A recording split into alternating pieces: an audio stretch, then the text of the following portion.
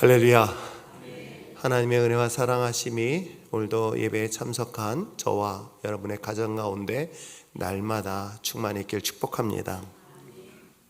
2024년도 한 해도 거의 이제 서서히 점점점 저물어가고 있습니다. 하나님의 말씀을 항상 준비해 보면서 어떤 말씀을 준비할까 하면서 준비했던 올해의 말씀, 하나님의 나라 천국의 이야기를 했습니다.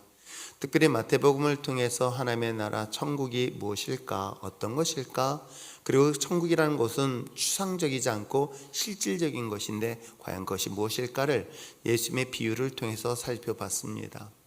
그렇다면 최소한 우리가 그리스도인 하나님 믿는 사람들, 그래 천국을 가지고 있는 사람이라고 한다면 세상의 사람들과는 좀 달라야 되지 않을까요? 우리가 교회를 다니는 것이 곧 천국을 소유한 자라고 착각하지는 마십시오. 교회를 다닌다고 해서 여러분 믿는다? 그것 또한 착각일 수 있습니다. 교회를 다닌다고 해서 다 예수를 믿느냐? 저는 그렇게 보지 않습니다. 종교적인 행위는 할 수 있을지 몰라요. 그런데 믿음과는 전혀 관계없습니다. 혹시라도 여러분 내가 이 믿음의 행위, 즉 예배를 참석하면 언젠가 하나님이 나에게 구원을 주시겠다 라고 한다면 우리는 굉장히 큰 오류를 범할 수밖에 없습니다. 우리의 행위, 우리의 행동으로 어떤 것으로도 우리가 구원을 받을 수 있는 길은 없기 때문에 그렇습니다. 그러나 우리가 하나님의 영원한 나라 천국을 소유할 수 있는 것은 오직 유일한 방법은 예수 그리스도를 믿는 것 외에는 다른 방법이 없습니다. 그렇다면 예수님을 나의 구주라고 믿고 내가 천국의 백성으로서 세상 속에 살아가는데 여러분 차이가 나야 되고 표시가 돼야 되지 않을까요? 하나님의 자녀가 하나님의 자녀답지 못하니까 우리는 세상 사람들이 손가락질합니다. 정말 저 사람을 보면서 야 천국 가고 싶지 않아 라고까지 하는 사례를 봅니다. 정말 하나님을 믿는 하나님의 백성, 하나님의 천국에 소유한 백성이라고 한다면 분명히 이 세상에서 달리 살아야 되는 것이겠죠. 그 이야기를 또 후반기에 들어와서 누가복음을 통해서 예수님의 비유를 통한 하나님의 백성들 삶을 살펴보았습니다. 그러면서 한 영혼에 대한 가치, 그래서 그를 위해서 우리가 복음을 전하는 것이고, 그렇기 때문에 우리가 하나님의 나라의 소유한 자들이 기도에 대한 이야기들을 살펴봤던 것입니다. 죄인된 우리가 하나님의 자녀, 하나님의 백성으로 구원의 은혜를 입었기에 이제는 우리가 어떤 삶을 살아야 할 것인가? 당연히 기도자의 삶이라는 것은 이런 것이다, 전도자의 삶이라는 것은 어떤 것이다 라고 계속 살펴보고 있는 것입니다. 이것이 천국을 소유한 사람과 그렇지 않은 사람의 차이여야 되지는 않을까요? 여러분 값진 보물을 갖고 있습니다.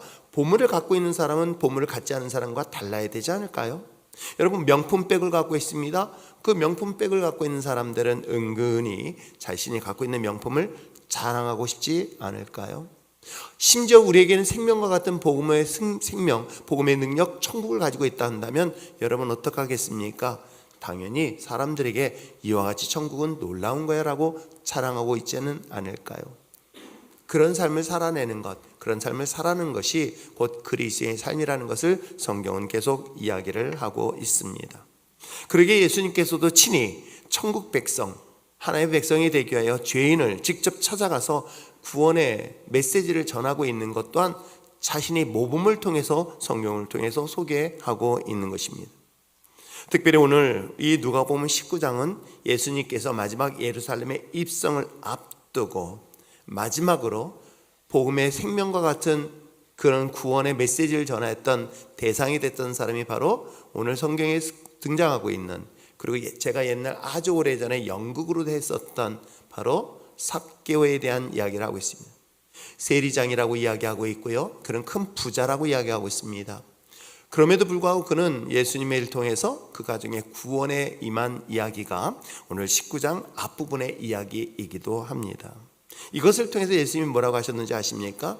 내가 이 땅에 온 것은 잃어버린 영혼, 죽은 영혼을 살리고 그 잃어버린 영혼을 찾기 위해서 이 세상 가운데 오셨다라고 주님은 마지막 10절 말씀에 이야기를 하고 있어요. 인자가 온 것은 잃어버린 자를 못하기 위해서 구원하기 위하여 오셨다. 그래서 주님께서 이 땅에 오셔서 죽어가는 영혼, 생명을 잃어버린 자들에게 생명을 주고 구원하신 그런 사명을 감당하신 것처럼 그를 본받고 따르는 저와 여러분의 삶도 마땅히 같아야 될 줄 믿습니다. 자, 이러한 관점에서 이와 같이 복음을 전하는데 오늘 이 본문은 마지막 11절부터 이야기는 어찌 보면 지금까지 했던 하나님의 나라, 그리고 하나님의 천국을 소유한 자들에 대한 비유의 마지막 이야기이기도 합니다. 그리고 예수님은 더 이상의 비유 설교 없이 예루살렘에 입성하시고 또한 고난의 십자가의 길을 가는 장면이 바로 19장 이하에 나와 있습니다. 자, 그렇다면 예수님께서 마지막 비유로 하고 싶었던 그 메시지가 과연 무엇일까? 여러분의 삶을 살면서 내가 죽음을 앞두고 있다고 한다면 내가 여러분의 사랑하는 자녀에게 어떤 이야기를, 사랑하는 사람들에게 무슨 메시지를 전할 것인가? 그렇기 때문에 어찌 보면 이 본문은 우리에게 있어서 예수님의 마지막 비유 설교의 중요한 포인트를 갖고 있다는 것을 잊지 마시기를 부탁드립니다. 자, 그러면서 그 비유는 뭐예요? 열 문화의 비유입니다. 자, 그렇다면 마지막 예수님의 열 문화의 비유의 이야기의 동기는 무엇 때문일까? 그것은 11절에 기록되어져 있습니다. 이와 같은 말씀을 보시고 예수님께서 비유로 말씀하셨는데 과연 11절에 어떤 이유 때문인가를 한번 읽어보시길 바랍니다. 읽겠습니다. 시작.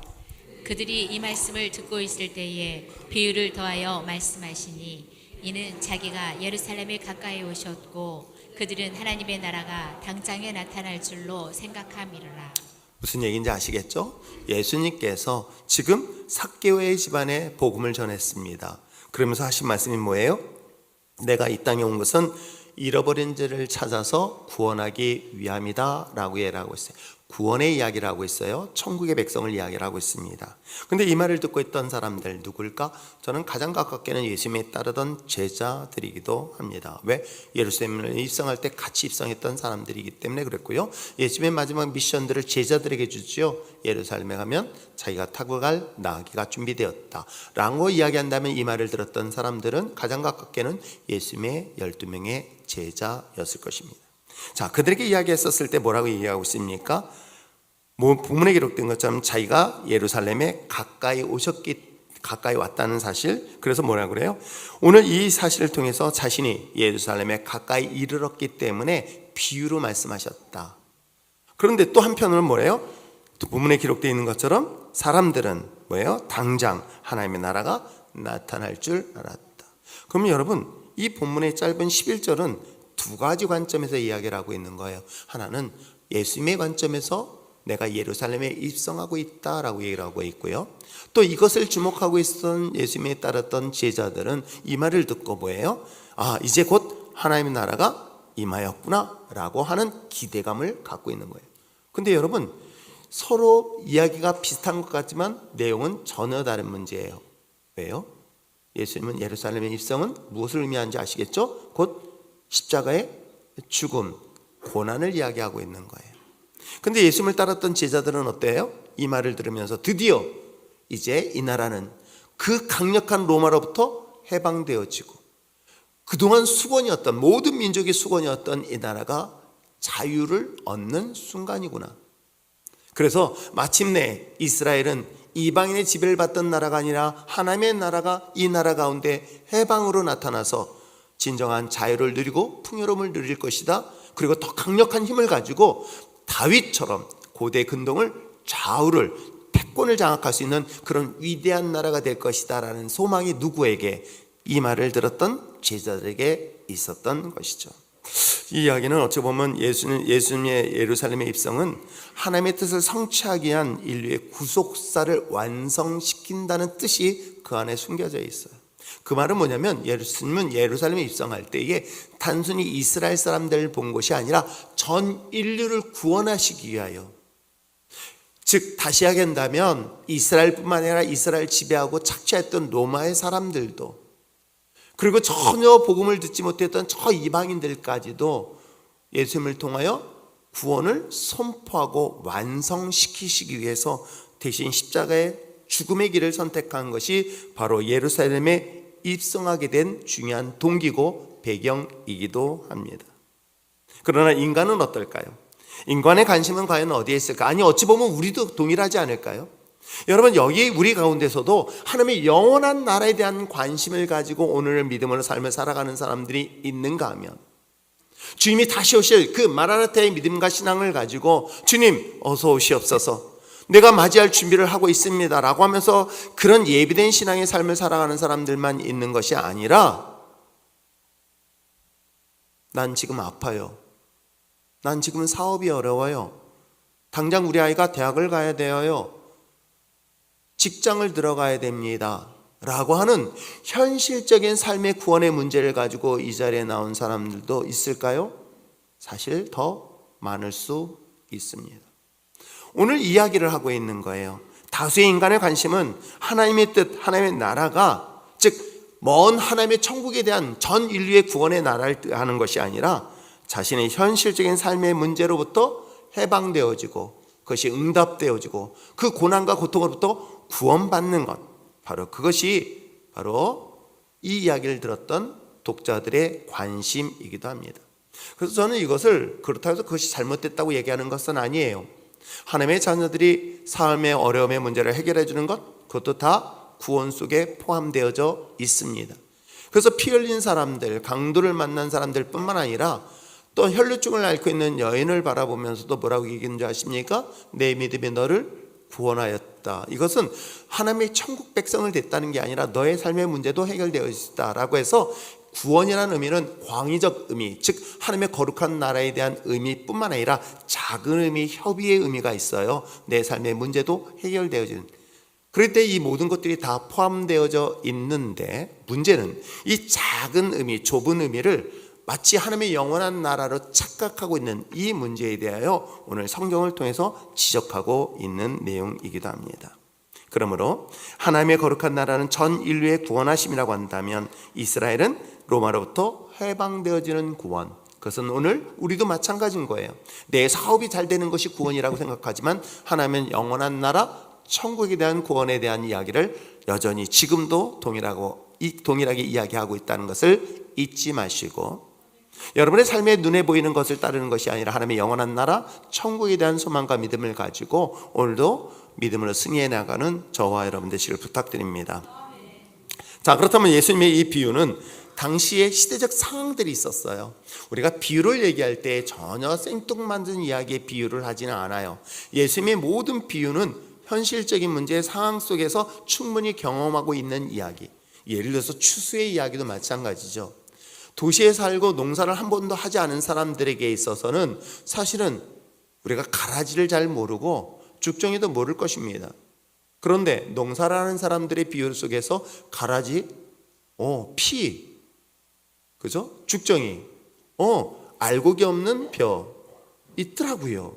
그런데 알곡, 이 세 가지 비유를 얘기하면 아마 정말 충분히 이해할 수 있을 것이에요. 오늘 본문도 마찬가지인 거예요. 예수님의 비유는 시대적 역사적 배경을 통해서 이야기를 하고 있기에 우리는 잘 이해를 못해도 당시 2000년 전에 이 비유의 설교를 들었던 독자들은 충분히 이해할 수 있는 한 사건을 모티브로 해서 말씀을 하고 있습니다. 자, 한번 볼까요? 자, 12절 말씀 한번 읽어볼까요? 12절 읽겠습니다. 시작. 이르시되 어떤 귀인이 왕위를 받으러 오려고 먼 나라로 갈 때에 라고 출발을 하고 있어요. 어떤 귀인이에요. 여기서 귀족이라고 표현하는 거예요. 한 귀족이 왕위를 받기 위해서, 왕의 권한을 받기 위해서 어디에요? 먼 나라로 출타하는 장면이 나와요. 그러면서 13절부터 그에게는 믿을 만한 종 10명을 불러서 10문화를 각각 한 문화씩을 나눠줍니다. 한 문화씩을 나눠주면서 뭐라고 얘기했습니까? 맡기고 끝난 것이 아니라 너 이것을 가지고 뭐 하라는 거예요? 장사하라고 성경은 분명히 얘기하고 있어요. 자, 13절에 그 종 열을 불러 은하 10문화를 주며 이르되 내가 돌아올 때까지 뭐 하라? 장사하라고 분명하게 미션을 주었던 거예요. 내가 다시 돌아올 때까지 내가 너에게 한 문화씩 다 줄게. 보관하라는 뜻이 아니었습니다. 이걸 뭐 하라? 장사하라고 분명하게 그에게 주신 사명, 명령 내지는 그에게 주신 그런 비전을 주셨던 것이죠. 자, 이와 같이 그들에게 그 맡기고 신문화를 맡기고 어떻게 합니까? 그 그야말로 그 왕이라 해서 먼 나라를 떠날 때에 오늘 14절에 그렇게 얘기하죠. 근데 그 백성들 가운데 자신을 미워하는 사람이 있었던 거예요. 그래서 사자를 뒤에 보내어 이르되 우리가 이 사람이 왕이 되는 것을 원하지 않는다 라고 하며 자신의 왕이 되는 것에 대하여 반대하여 방해하는 세력에 대한 이야기를 하고 있는 것입니다. 그럼에도 불구하고 15절에 그 귀족은 왕위를 받아가지고 돌아왔습니다. 왕위를 받아가지고 돌아와서 어떡합니까? 한 문화씩 줬던 10명의 종을 불러드립니다. 그리고 결산을 합니다. 내가 너에게 장사라고 해서 한 문화씩 줬는데 어찌 되었느냐라고 했더니 한 친구가 손을 들고 저는 열심히 노력하고 열심히 장사해서 어떻게 했다는 거예요? 10문화를 남겼습니다 라고 자신 있게 얘기를 하는 거예요. 당당하게 얘기하겠죠. 저도 하나님 앞에 섰을 때 그래도 10문화는 넘는 것 같으니까 감사하긴 하네요. 왜냐면 저희 집사람하고 여기 둘이 단둘이 왔던 곳이기 때문에. 그래도 10명은 넘으니까 속으로 그렇게 생각해 봤어요. 아무튼 여기서 성경에 기록되어 있는 것처럼 내가 너에게 한 문화를 줬는데 뭐 했니? 10문화를 남겼습니다 라고 당당하게 외쳐요. 그랬더니 주님이 뭐라고 하셨습니까? 잘했다 착한 종아, 내가 지극히 작은 것에 충성했으니 너에게 뭐예요? 10고를 맡기겠다는 거예요. 10고를, 즉 한 문화를 줬는데 10개의 문화를 남겼더니 뭐예요? 이제는 지역을 맡기겠다는 거예요. 이런 은혜를 주시고 있어요. 그 다음에 또 얘기하고 있습니다. 한 문화를 가지고 5문화를 남긴 사람도 마찬가지로 그런 고백을 합니다. 그런데 거기에는 뭐예요? 한 문화를 수건에 똘똘 싸서 잘 보관했던 사람의 이야기도 성경 속에 등장하고 있어요. 그러면서 26절까지는 어쨌건 간에 한 문화를 가지고 장사하여 그 결과에 대한 보고를 합니다. 문제는 27절이에요. 한번 읽어볼까요? 27절 읽겠습니다. 시작. 그리고 내가 왕됨을 원하지 저 원수들을 이리로 끌어다가 내 앞에서 그래서 죽이는 거예요. 자, 근데 이 사건은 놀랍게도요, 역사적 사건과 비유를 교묘하게 집어넣은 거예요. 그게 뭐냐면 12절의 이야기. 12절에는 어떤 이야기였죠? 귀인이 왕위를 받으려고 먼 나라에 갔다는 이 사건. 그리고 14절에 보니까 뭐예요? 자신을 왕이 되는 걸 반대했던 이야기. 그리고 15절에 마침내 왕위를 받아가지고 돌아왔어요. 그리고 마지막 27절에 자기를 반대했던 사람들을 다 죽인 사건들을 이야기하고 있어요. 과연 그때 이 비유는 어떤 일들이 일어났을까? 여러분, 먼저 이스라엘은 약 700년 정도를 이방인들에서 지배를 받았습니다. 이방인 애들, 즉 바벨론의 포로가 되어서 이스라엘이 멸망한 이후에 계속해서 나라가 바뀌었습니다. 페르시아라는 나라가 바뀌었고 등등의 많은 나라가 바뀌는 동안에 그들은 여전히 지배를 받고 있었어요. 그런데 지배를 받고 있어도 다행히 그 나라의 지도자, 그 나라를 다스리는 사람들이 아니라 그 지역에, 그 마을에, 그 나라에 지도자를 세워서 그 이스라엘 백성들을 다스리게 해라. 대신에 조건이 있다. 세금을 내라. 세금을 내는 것. 두 번째는 뭐냐면 너희들이 형사적 재판을 할 수 있는 권한은 없다. 그래서 형사적 재판에, 물론 생명을 다루는 재판인 거예요. 삶의 죽음과 삶에 대한 가장 중요한 재판은 오직 그 나라를 지배하고 있는 나라, 즉 로마는 로마 아니면 바벨론 같은 그런 강력한 나라의 지배를 받고 있었기에 그것은 그쪽의 권한이에요. 그렇다면 그것을 어떤 제도라면 분봉왕이라는 제도를 통해서 이스라엘을 다스렸던 것이었던 것입니다. 그것이 성경 속에 이제 신약에서 분봉왕이라 나오고 그 분봉왕의 대표적인 이름 누가 나와요? 헤롯이라는 인물이 등장을 합니다. 그 헤롯처럼 로마의 황제에게 허락을 받아서 왕이 되어지는 것이 그것이 당시의 일반적인 문화인 거예요. 그래서 이스라엘의 대표였던 헤롯이 이 로마까지 갑니다. 그리고 황제를 만납니다. 그리고 내가 이러이러한 조건으로 당신의 나라를 잘 섬기겠습니다. 그래서 그 마음에 감동을 주면 너 왕으로서 역할을 감당해 해서 도장을 찍어줍니다. 그러면 이제 그걸 가지고 와서 분봉왕의 역할을 감당했던 것 또한 사실이다 합니다. 근데 문제는 뭐냐면 헤롯이 죽고 난 다음에 그의 아들 가운데 아켈라오라는 아들이 있어요. 그 아켈라오라는 아들이 왕위를 이어받기 위해서 로마로 갑니다. 근데 이 아켈라오를 다 좋아하지 않았어요. 이걸 반대하는 사람들이 있어가지고 50명을 조직을 해요. 그래서 50명을 조직해서 이 사람보다 더 빨리 보내야 되겠다 해가지고 부지런히 해서 로마로 파송을 시킵니다. 파송을 시켰는데 어이더건의 아켈라오는 뛰어난 정치력 역량을 가지고 어떻게 해요? 마침내 그 수많은 방해가 있음에도 불구하고 로마의 황제로부터 왕위를 받아갖고 다시금 예루살렘에 돌아옵니다. 돌아와서 제일 먼저 했던 게 뭔지 아십니까? 자신을 반대하였고 방해했던 사람들을 어떻게 했겠어요? 당연히 죽였던 거예요. 그게 27절의 이야기인 것이에요. 자, 이 이야기를 비유로 얘기하고 있었으니 어찌 보면 이 비유 속에는 그 당시에 이 시대적 상황과 그 모든 것들을 이스라엘 사람들, 이 말을 들었던 사람들은 누구보다도 더 예민하게 잘 이해할 수 있지 않았었을까. 그래서 저는 이 본문을 보면서 특별히 이것은 단순히 한 나라의 왕의 이야기가 아니라 하나님이 이 땅의 왕이시고 그 왕위에 이어받은 예수님에 대한 것에 대하여 두 가지 심판에 대한 이야기를 하고 있으니 예수님을 왕으로 인정하지 아니하려는 사람들, 아니 어찌 보면 우리도 마찬가지 예외가 되지 않습니다. 여러분, 여러분의 인생에서 내 삶의 왕이 누구일까? 내 인생의 참된 주인이 누구일까? 스스로 한번 질문을 던져보세요. 나는 주인이 나의 하나님이십니다. 여러분, 왕인 하나님이, 예수님이 여러분의 참된 주인이라면 난 누구의 말을 들을까요? 당연히 주인되며 왕이신 그분의 명령을 따르는 것이 마땅한 것이겠죠. 근데 말은 내가 그분이 나의 왕이라 하면서 내 삶의 주인이 나 자신이라고 한다면 인정하지 않는 것과 동일하다는 것이죠. 그래서 성경에서 말하고 있는 죄는 단순히 윤리 도덕적인 것을 말하지 않습니다. 여러분, 윤리와 도덕적인 것 가지고 하나님이 심판하지 않으세요. 심판의 기준은 아주 간단해요. 하나님을 믿지 않는 것. 하나님 믿지 않는 것이 바로 심판의 기준이 되는 거예요. 하나님을 모르는 것 또한 심판의 기준이 되는 거예요. 하나님이 누군지 모른다는 거예요. 그것 또한 심판의 기준이 되는 거예요. 그리고 마지막으로 심판의 기준이 되는 것이 있다면 뭐예요? 하나님을 내 마음에 두기 싫어하는 거예요. 그분이 왕인데도 불구하고 나는 내 안의 왕이 내 자신이 되어지는 거예요. 이게 여러분, 신앙적 종교적인 행위는 하고 있으면서도 불구하고 내가 그렇게 삶을 살아가고 있는 것, 그것이 하나님이 보실 때 죄라고 정죄하며 그건 심판의 대상이 되고 있다. 그래서 27절에 있는 것처럼 그들은 어떻게 해요? 마침내 주님이 오셨을 때 반드시 심판, 죽임의 대상이라고까지 얘기를 하고 있는 거예요. 그런데 정작 여기서 또 하나의 중심 보여야 될 건 뭐예요? 그들 가운데 선택된 10명을 주목해 보시기를 바랍니다. 10명을 선택했습니다. 그리고 그에게 뭐예요? 사명을 주셨던 거예요. 한 문화씩을 주었던 거예요. 그러면 여러분, 왕을 반대했던 사람들이 심판받는 건 당연한 거예요.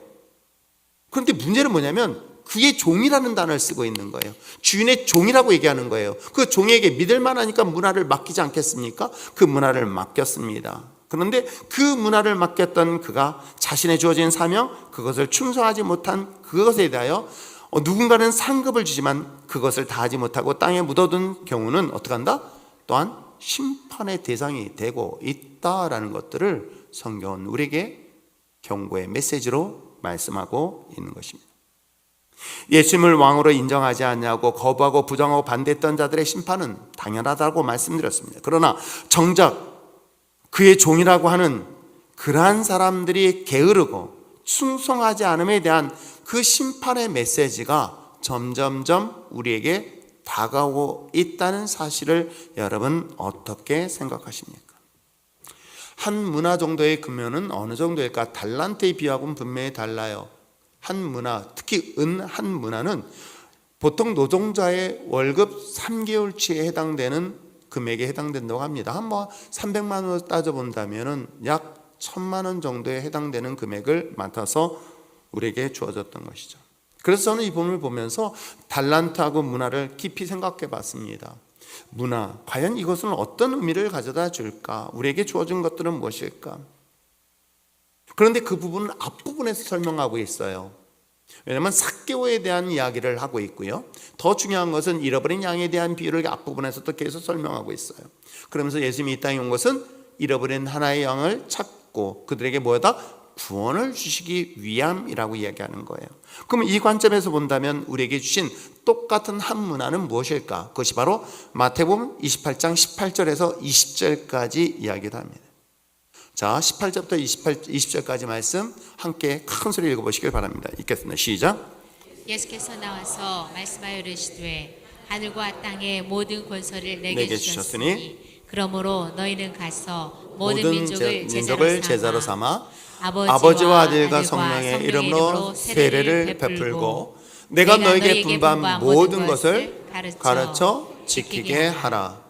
볼지어다 내가 세상 끝날까지 너희와 항상 함께 있으리라 하시니. 주님이 함께 하시겠다. 그런데도 불구하고 내가 너에게 권세와 능력을 줄 것이다. 무엇 때문에? 여러분, 우리에게 구원의 은혜를 주신 것은 모든 사람이 다 똑같아 주셨어요.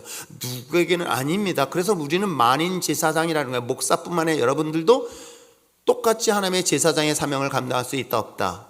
있다. 목사에게만 축복권이 있는 것이, 축복을 할 수 있는 것이 아니라 여러분의 가정의 아버지들도, 여러분 그 가정에 축복권을 가지고 있는 것 여러분 아십니까? 그런 하나님의 자녀의 권세는 여러분에게 모두 다 동일하게 주셨어요. 근데 그 주신 것은 무엇 때문에요? 모든 민족을 제자를 삼고 그들에게 세례를 주고, 그리고 마지막 그 주셨던 그 말씀대로 가르쳐 지키게 하라. 이건 누구에게, 소수에게 준 것이 아니라 모든 사람들이. 그래서 그들에게 끝까지, 내가 세상 끝날까지 너희와 항상 함께 있을 것이다. 그렇습니다. 어찌 보면 우리에게 구원의 은혜를 주시고 구원받은 믿음의 자녀들에게 주신 마지막 미션, 사명은 뭘까? 그것은 바로 구원의 메시지를 선포하고 전하고 가르치고 외치는 일일 것이에요. 그래서 영혼을 하나님의 백성으로 삼는 것. 한 문화를 가지고 10문화를 남기는 사람이 있는가 하면 5문화를 남겨서 지극히 작은 일에 충성하였으므로 내가 너에게 라는 칭찬의 이야기를 듣는 것들을 주목해 본다면 여러분 어떻습니까? 오늘 내가 가지고 있는 이 사명을 땅에 묻어두거나 아니면 수건으로 둘둘 쌓아 잘 보관하는 것으로 주님을 맞이하시겠습니까? 근데 놀라운 것은 있는 것도 빼앗기며 게으르고 악한 종이라는 무서운 심판의 메시지가 있다는 것 여러분 아십니까? 이 경고의 메시지가 어찌 보면 이 시대의 마지막 주님을 맞이할 수 있는 저와 여러분, 이 시대의 마지막 경고의 메시지 앞에서 여러분들이 깨어 그 말씀에 순종하며 나가는 여러분들 있으면 참 좋겠어요. 그런데 문제는 뭐냐면 이 한 문화를 장사하여 남기지 않고 싸서 잘 보관한 이 사람 왜 그랬을까를 고민하게 되는 거예요. 아니 어찌 보면 저는 이 시대의 모든 사람들이 그리하지 않을까. 여러분 예수님께서 통해서 십자가의 구원의 은혜는 모든 사람이 똑같이 주셨어요. 아닌 사람 있나요? 그 사람은 은혜를, 물론 개인적으로는 저는 다른 사람보다 더 큰 은혜를 받았다고 얘기를 해요. 한번 생각해 보세요. 제가 100만 원밖에 빚을 못 진 사람하고 어떤 사람은 100억을 빚진 사람이 있어요. 근데 오늘 12시부로 10분 남았어요. 9분 남았어요. 10분 후에 이제 모든 빚을 탕감시켜 주겠다 한다면 100만 원 탕감받은 사람하고 100억 탕감받은 사람 누가 더 많이 탕감받았다고 자랑할까요? 당연히 100억 받은 사람이 더 많은 탕감받았다고 자랑하지 않을까요? 하나님의 은혜를 그렇게 경험하게 되어지는 것입니다. 나는 딴 사람들보다 더 많은 은혜를 받았어. 그런데 여러분, 구원은 누군가에 다 똑같아요. 그리고 그 구원은 말이죠, 놀랍게도 주신 사명도 동일한 것이에요. 물론 달란트는 달라요. 재능에 따라서 각자의 능력에 따라서 다르게 주실 수는 있지만 하나님이 우리에게 주신 사명은 누구에게나 예외 없이 똑같다. 그런데도 불구하고 이것을 고이 싸서 보관했던 이 사람의 심리, 그 이유는 무엇 때문일까? 저는 몰라서 그렇겠구나. 정말 몰라서. 그걸 제가 아무리 성경 공부를 하면서 가르쳐도 모르는 건 몰라요. 제가 아무리 알려줘도 그거 있잖아요. 인수분해를 아무리 가르쳐줘도 모르는 사람 몰라요. 머릿속에 들어가서 이건 인수분해라고 아무리 얘기하려고 해도 몰라요. 하나님의 복음의 능력도, 복음의 가치도 이렇다고 아무리 가르치려고 해도요, 모르는 사람들은 정말 모르는데 이걸 어떻게 해야 될지 저도 정말 하나님 앞에 막 애통하는 마음을 갖고 있어요. 하나님, 이 복음의 엄청난 가치, 이 한문화의 가치, 이 소중한 가치, 이 무지한 이 사람들이 어떻게 하면 깨달을 수 있을까요? 내게 구원의 생명을 주시고 나를 하나님의 거룩한 자녀로 삼으셨다 한다면 이 주신 사명이 얼마나 소중한 것인지를 알지 못하는 이들에게 어떻게 하면 이걸 바르게 가르칠 수 있을까요? 그것이 저에겐 유일한 이 주일 설교를 통해서 전할 수밖에 없는데, 저는 이 사람을 생각하면서 세 가지에 대한 무지 때문이구나. 첫째는 뭐냐면 가치를 몰라서 그래요. 우리가 비유를 통해서 이야기했었죠. 천국에 대한 비유를 이야기를 했습니다. 여러분, 길거리에 돌멩이 하나를 발견했어요.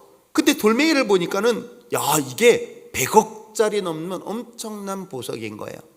근데 사람들은 몰라서 그거 가지고 뭐예요? 발로 차고 다녔어요. 그런데 그 가치를 아는 사람은 어떨까요? 100억의 가치를 발견한 사람은 그 발견한 그 가치를 자기 것으로 소유할 수 있게 되는 거예요. 가치를 모르는 사람은 그 사람의 100억짜리를 갖다 준다 한들 그건 돌멩이에 불과하다는 것은 이미 진주의 비유를 통해서도 분명히 이야기를 하고 있어요. 그게 하나님의 나라의 가치인 거예요. 한 문화의 가치인 거예요. 근데 그 가치를 모르는 사람들은 어떻게 해요? 그걸 그냥 묻어버린다는 것을 이야기를 하고 있습니다. 왜 그럴까 생각해 봤어요. 자, 여러분, 내가 뭔가 땀 흘리고 노동했었으면 그것은 내 것이라고 생각했을 때 가치를 느껴요. 내가 수고하고 땀 흘린 것은 내 가치를 느끼기 때문에 더 소중히 여겨요. 내가 누구보다도 노력했습니다. 누구보다 수고했습니다. 그래서 내가 소중한 것 하나를 딱 얻으면요, 이건 너무 소중하기 때문에 더 귀하게 여겨요. 그런데 누군가가 나한테 맡겼다고 생각해 보세요. 이게 내 소유가 아니라면 어떤가요? 이것을 누군가가 나한테 잠시 맡겼다면요, 이러면 이거는 전혀 다른 각도로 그 문제를 바라봐요. 그 마치 주인과 손님의 개념으로 이해하셔도 참 좋아요. 주인은요, 내가 방에 들어가면요, 하다못해 거미줄이 보여요. 그래서 그걸 치운단 말입니다. 지나가는 손님은 어떤지 아십니까? 안 보여요. 왜? 내 것이 아니기 때문에. 무엇 때문일까요? 내 것은 가치가 있지만 남의 것은 가치가 없다. 한번 보세요. 주인이 지금 너 3개월 동안 열심히 일했으니까 한 문을 줄게가 아니었었어요. 맡긴 거예요. 주인의 것을 그에게 맡겨버린 거예요. 장사하라고. 근데 이 사람은 이걸 받아들인 사람은 어때요? 이게 내 거라고 생각하지 않은 거예요. 누구 거라고 생각해요? 주인의 것이라고 생각하는 거예요. 이 가치의 개념이 이렇게 차이 난다는 것 여러분 아십니까? 은하 한 문화를 맡기며 장사라는 주님의 명령에 자신은 그걸 지키는 것으로도 충분하다고 생각했던 것은 그 가치를 알지 못했기 때문에. 왜? 내 거가 아니라는 가치. 그러니까 내 거가 아닌 가치 때문에 사실은 이런 일을 행동을 할 수밖에 없는 거예요. 한 문화의 가치는 자신의 것이라고 생각했다면 아마 누구보다도 더 소중히 여기지 않을까요? 목회자들 모임에서도 우리에게 많은 얘기를 해요. 부교육자에 대한 얘기하고 담임 목회자들, 본인들도 부교육자 생활 10년, 20년씩들 했어요. 근데 자신들도 몰랐대요. 막상 담임 목회를 해보고 개척을 해보니까 라고 이제 얘기를 하는 거예요. 그때 왜 그랬는지 안다는 거예요. 우리도 마찬가지라는 거예요. 자신의 것이 아닌 주인의 것이라는 생각 때문에 이것을 가치를 소중히 여기지 않는 것은 바로 오늘날 우리의 삶 속에도 똑같은 것을 볼 수가 있어요. 목사로서, 순장으로서, 또한 기도자, 또한 전도자로서 여러분 이것이 나에게 얼마나 소중한 가치 있는 것을, 이것이 나에게 주신 가치라는 것을 발견할 때 그것은 의미 있게 활용하고 사용합니다. 그런데 문제는 이 가치를 모르는 사람들은요, 이것은 오늘 성경에 기록된 것처럼 그냥 잘 보관하고 유지하는 것만 만족하려고 하죠. 특별히 복음을 전하는 이 사명의 자리, 이건 생명을 다루는 엄청나게 중요한 위치에 자리에 있는 것이죠. 그러나 가치를 알지 못하기 때문에 그 가치를 진짜 몰라서 유지하는 것만으로도 그것이 족하다고 착각하는 경우의 사례가 바로 저는 이 사건으로 보여주고 있는 사례가 아닐까 생각해 봅니다. 여러분 어떻습니까?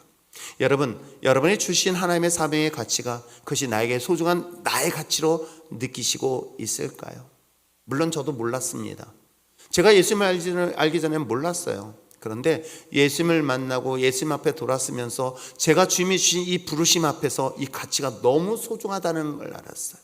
나같이 자격 없는 내가, 자격 자체도 안 되는 나에게 이 엄청난 이것을 위임시키고 맡겼다는, 그러니 그것은 나에게는 엄청난, 아니 내 모든 것들을 다 주더라도 그 가치는 소홀히 여길 수 없었던 것. 여러분 그렇습니다. 오늘 여러분이 가지고 있는 주님이 주신 사명의 그 가치는 여러분 그 어떤 것과 비교할 수 없다는 것을 깨닫고 발견할 수 있는 여러분 됐으면 참 좋겠어요. 두 번째 볼 수 있는 건 뭔지 아십니까? 헌신에 대한 무지예요. 아니 헌신에 대한 부담? 그것은 사명에 대한 그 가치를 알지 못했기 때문이다. 마태복음 25장에는 달란트 비유가 이야기하고 있고요. 그 달란트 비유는 개인의 재능에 따라서 분명히 맡깁니다. 근데 거기에는 주인이 달란트를 맡겼지 장사라는 말은 전혀 등장하지 않아요. 거기는 달란트 비유는 5달란트 가진 사람이 스스로가 자기가 알아서 5달란트 남겨서 칭찬받는 장면으로 성경은 소개를 하고 있어요. 어찌 보면 자발적으로 수익을 내는 내용이기도 합니다. 그러나 본문에서는 동일한 금액을 가지고 나눴습니다. 재능에 따라는 게 아니라 똑같이 나눴습니다. 이 사람이 재능이 있던 재능이 없던 똑같이 나눠줬습니다. 그러면서 그것을 가지고 장사라고 주님은 명령했던 것이죠. 막상 은하, 그 한 문화, 장사여 그 하기 위한 그 수고, 그 헌신, 여러분 이거는 얼마나 많은 새로운 도전을 해야 되는지 여러분 아십니까? 한 문화를 가지고 이것을 다시금 재창조하기 위한 수고와 노력은 여러분 생각보다 쉽지 않아요. 그런데 한 문화를 가지고 10문화를 남겼고 한 문화를 가지고 5문화를 남겼다는 것은 이거는 그만큼의 수고와 노력 없이는 거둘 수 있는 것이 아니라는 것 여러분 아세요? 저도 사회생활 했고 직장생활 해봤습니다. 그 직장생활에서 인정받기 위해서라면 누구보다도 더 많이 수고를 하고요, 누구보다도 치열하게 일을 했었던 거예요. 그냥 대충 적당히요? 그냥 적당 대충 했었다면 저는 아마 그 자리에 설 수 없었을 거예요. 누구보다도 땀 흘리게 수고하였고 누구보다도 노력했었기 때문에 그 결과물들을 낼 수 있었던 것이죠. 여러분 마찬가지 아닐까요? 여러분에게 한 문화를 가지고 있습니다. 이것을 10문화를 내기 위해서 수고한다는 것을 상상해 보세요. 얼마나 많은 수고와 얼마나 많은 대가를 지불해야 되는지. 그러니 어쩌보면 내가 갖고 있는 이 헌신에 대한 무지, 부담감이 이것을 그냥 보관하는 정도로 끝내고 있지는 않을까. 이번에 일본을 갈 때 특이하게 배로 왕래를 했습니다. 갈 때 배, 올 때 저는 비행기 타고 왔어요. 화가 나더라고요. 그래가지고 마지막까지 시찰장으로서 역할 다 하고 배 타고 빠이빠이 한다면 나는 그랬더니 다들 부러워해요. 왜 부러워했는지 아십니까? 그랬더니 갔다 와서 나중에 그쪽에서 임원들이 연락이 왔어요. 목사님 잘하셨대요. 왜 잘했냐 그랬더니 오는데 배멀미가 났대요. 그래서 난리 났대. 근데 뭐라고 왜 목사님이 잘했냐고 했냐면 만약에 제가 그 자리에 있었으면 임원들 죽었을 거래. 무지하게 혼났을 거래. 그래서 안 내키는 목사님이 계셔서 잘했다고 그 얘기. 이게 칭찬인지 욕인지 잘 모르겠어요. 근데 배에서 사실은 이제 젊은 목사님들 개척한 지 얼마 안 된 목사님들하고 이런저런 얘기했는데 지금 개척 10년이 됐는데도 여전히 힘들어하는 목사님이 계셨어요. 그리고 또 한 목사님도 마찬가지예요. 저 의정부에서 목회하시는 목사님이에요. 그리고 1차 교회 코로나 때문에 망했고 어려움을 당했고 또 2차로 옮겨서 지금 다시 새롭게 시작해라. 그랬더니 이번에 만났더니 어떠냐 했더니 힘들어요. 죽을 것 같아요. 막 그런 얘기를 해요. 그래서 제가 그때 얘기를 쭉 듣다가 제가 그런 얘기를 했어요. 미쳐봤니? 진짜 목회에 미쳐봤니? 돌아보면은 사실 참 감사한 일이지만 그렇게 미친 듯이 미쳐서 할 수 있었던 것은 정말 하나님의 은혜였던 것 같아요. 여러분, 뭐에 미친 사람은 이겨낼 사람이 없다라고 얘기를 합니다. 무엇인가에 미치면요, 여러분 탁월한 능력이 나타나는 것. 하물며 하나님의 일은 어떨까요? 나에겐 생명을 주셨는데, 그것도 거저 주셨는데. 그래서 그들 중에서 제가 이야기를 하니까 한 목사님이 그 얘기를 하더라고요. 그 말이 계속 가슴을 때리더래요. 정말 가슴을 때리더래요. 그러면서 지금 자기가 하는 일을 스톱하겠다고. 즉 임대료가 안 나오니까 투잡을 하고 있는 거예요. 주중에 일하고 그리고 주일 예배. 근데 정말 내가 이 목회에 미쳤는가?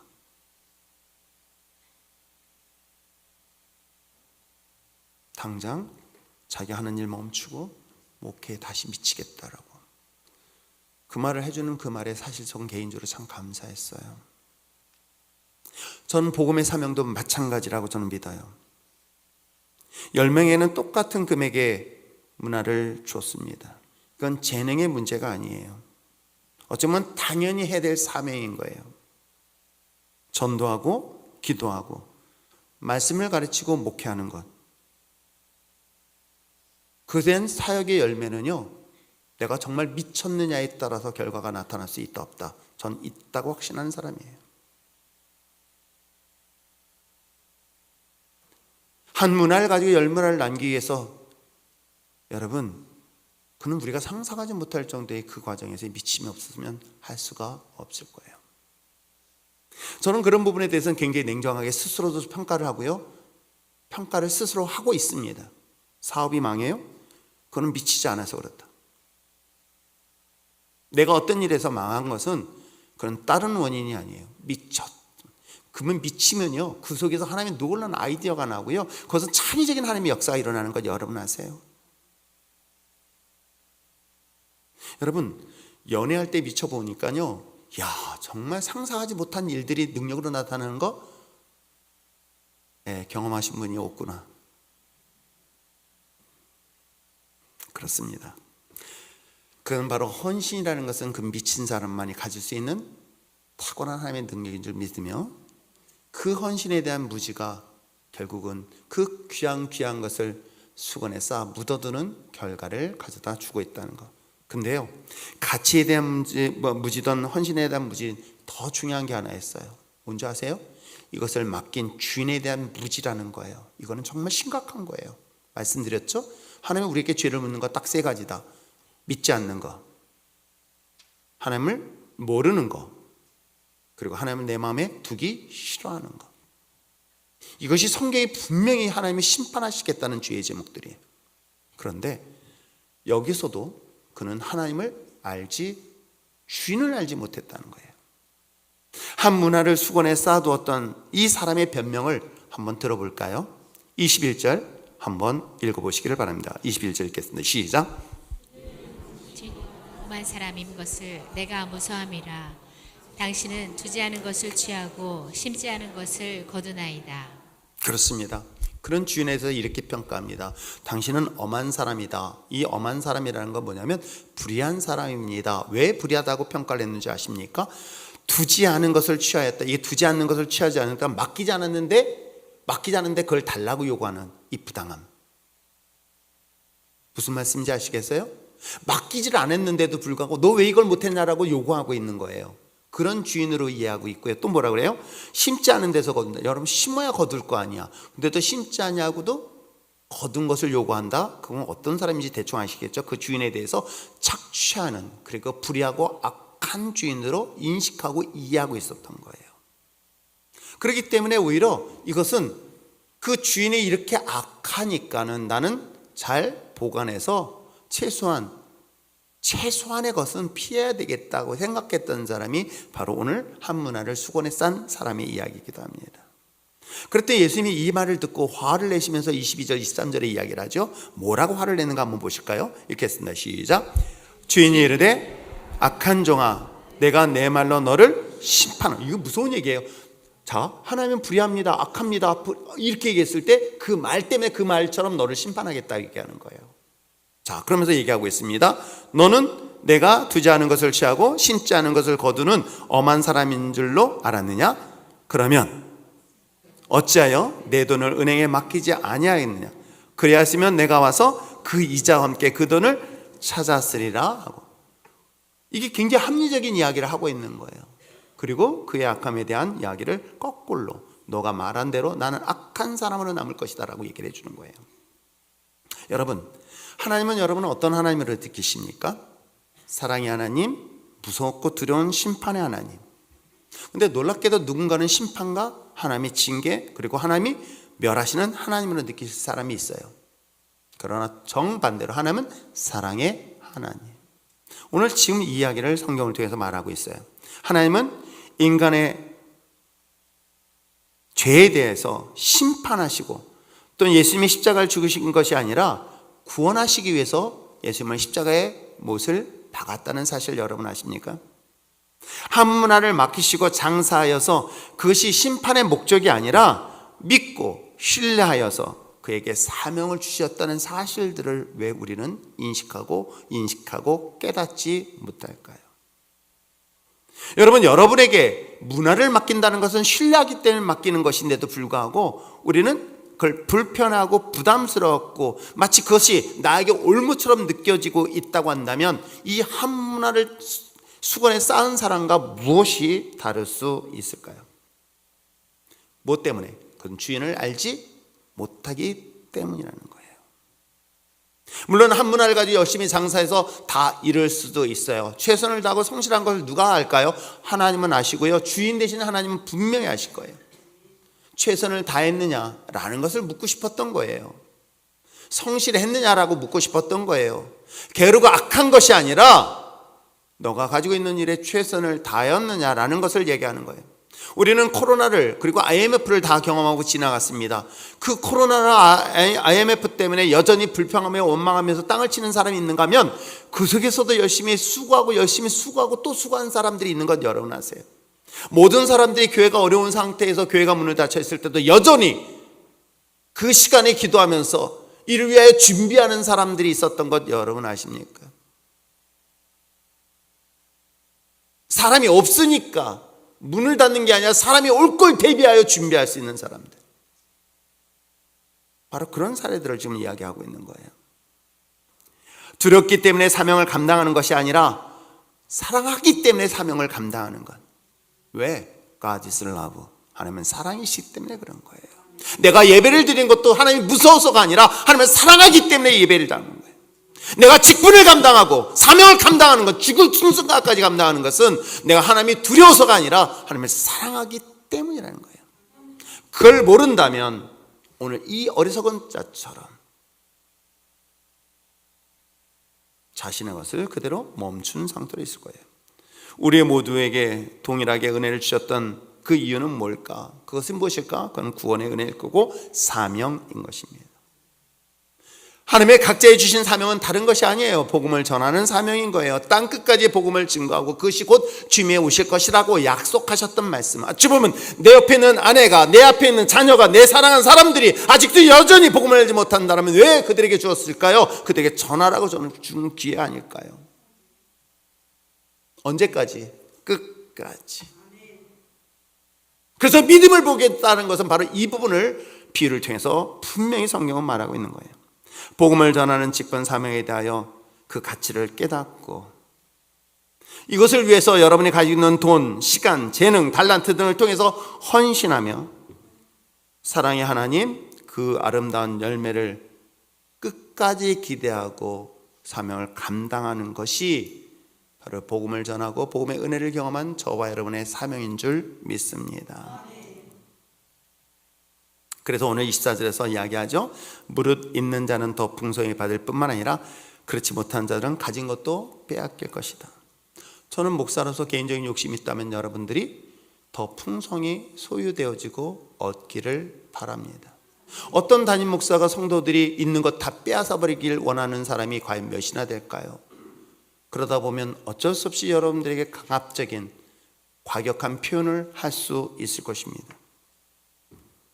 그러나 사랑하는 성도 여러분, 이 본문의 말씀을 잘 기억하셔서 오늘 내가 주어진 사명이 무엇일까? 내게 주신 사명이 무엇일까? 여전히 복음을 전하고 선포하고 그에 따르는 아름다운 10문화를 아닌 5문화를 남기는 데 있어서 오늘도 우리가 어떤 사명을 감당해낼 것인가?